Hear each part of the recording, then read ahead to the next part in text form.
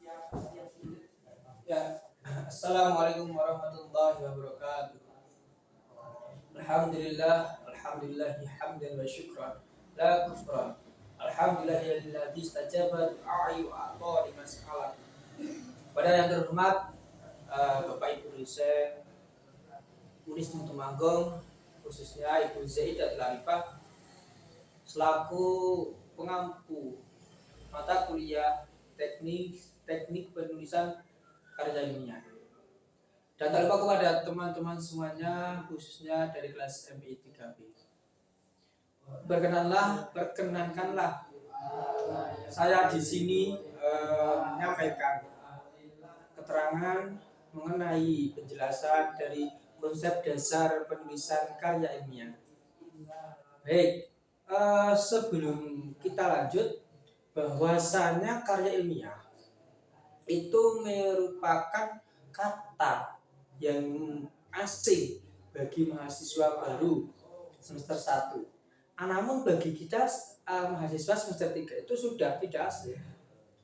Walaupun sudah tidak asing, namun banyak kejadian kebingungan yang dialami mahasiswa semester 3. Kenapa? Karena dalam teknik penulisannya itu memang belum paham betul.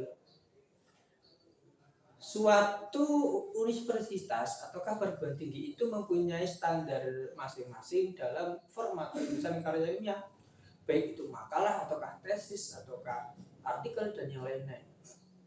Nah, untuk Unisnu sendiri itu memang belum ada, makanya memang sering membingungkan. Terlebih ada yang memberikan hanya gini, menurut penulisan karya ilmiah yang baik dan benar, yang baik dan benar menurut siapa, yang bagaimana gitu. Nah, selanjutnya mari kita sedikit mengenal tentang konsep dasar penulisan karya ilmiah.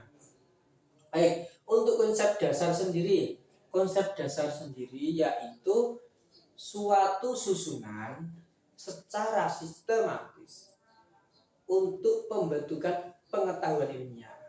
Suatu susunan yang sistematis untuk pembentukan pengetahuan karya pembentukan pengetahuan ilmiah. Jadi konsep dasar dalam hal ini terus bagaimana? Yuk, ini adalah susunan untuk mengetahui penulisan karya ilmiah. Baik, dalam konsep dasar penulisan karya ilmiah di sini akan saya sampaikan ada 5 poin, mencakup pengertian, ciri-ciri, syarat, terus sifat, terus penulisan daftar pustaka. Baik, untuk pengertian sendiri, karya ilmiah merupakan hasil pemikiran dari seorang ilmuwan. Hasil pemikiran dari seorang ilmuwan yang untuk dikembangkan, yang didapatkan dari buku, dari pengamatan lapangan, dari pengalaman ataupun dari wawancara gitu. Akan tetapi yang dimaksud ilmuwan di sini itu tidak harus ilmuwan yang terkenal, akan tetapi siapapun yang mempunyai ilmu, yang mempunyai minat itu mempunyai hak untuk membuat karya ilmiah. Oke, untuk kemudian sudah. Terus yang kedua yaitu ciri-ciri sebuah karya ilmiah. Karya itu bisa dinamakan, bisa diakui sebagai karya ilmiah itu mempunyai ciri-ciri sebagai berikut. Yang mana di sini disebutkan cuma ada 3, yaitu 1 reproduktif.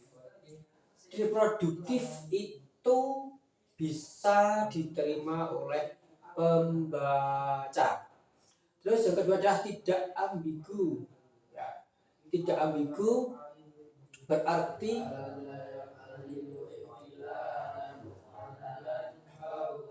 terus yang ketiga yaitu tidak emotif, yang mana tidak melibatkan perasaan penulis. Jadi perasaan apa sedih, senang jangan diikut sertakan.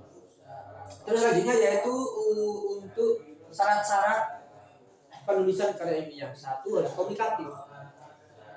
Yang disampaikan, yang ditulis itu harus bagaimana caranya bisa memahamkan ataukah dapat diterima dengan mudah oleh pembaca. terus bernalar, yang mana bisa kita pahami dengan kata lain tersusun secara sistematis. Terus ekonomis, berisi padat, yang mana sudah dicek, sudah dicek.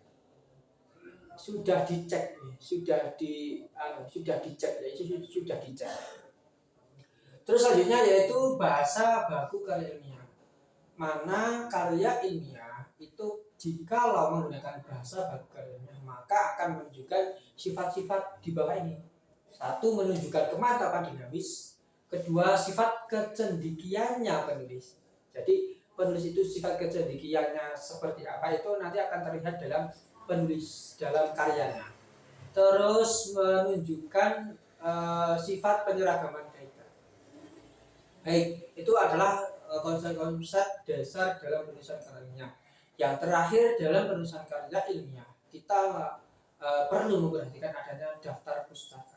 Daftar pustaka itu salah satunya manfaatnya itu kita menunjukkan bahwa kita itu adalah memang hasil dari karya kita sendiri, tidak hasil dari plagiat dan tidak hasil dari ngarang gitu. Jadi kan sesuai dengan tadi pengertiannya itu loh, hasil pemikiran dari orang yang berdasarkan, yang dikembangkan, yang berdasarkan dia didapatkan dari sumber buku ataukah pengalaman ataukah lapangan ataukah wawancara gitu.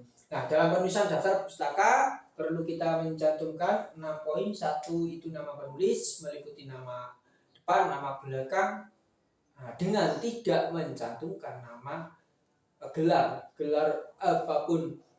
Kedua itu tahun penerbitan. Ketiga judul, menyertakan subbab judul. Keempat itu kota penerbit, dan yang kelima adalah nama penerbit. Nah, kadang halaman itu kadang perlu juga, kadang juga tidak. Mungkin itu untuk penjelasan tentang konsep dasar penulisan karya ilmiah. Itu hanya sebagai pengantar dari saya, tentu banyak kekurangan, banyak kurang sempurnanya, kesalahan itu saya mohon maaf sebesar-besarnya. Saya akhiri. Wassalamualaikum warahmatullahi wabarakatuh.